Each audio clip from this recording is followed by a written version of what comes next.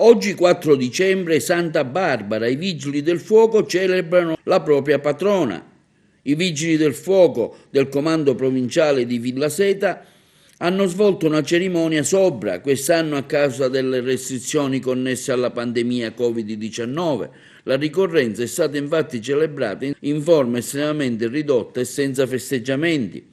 Alla presenza del comandante ingegner Giuseppe Merendino, dei funzionari tecnici e del personale operativo in turno di servizio, si è proceduto prima all'alzabandiera e successivamente è stata deposta un omaggio floreale in onore e ricordo dei caduti sulla lapide posta nel giardino della caserma.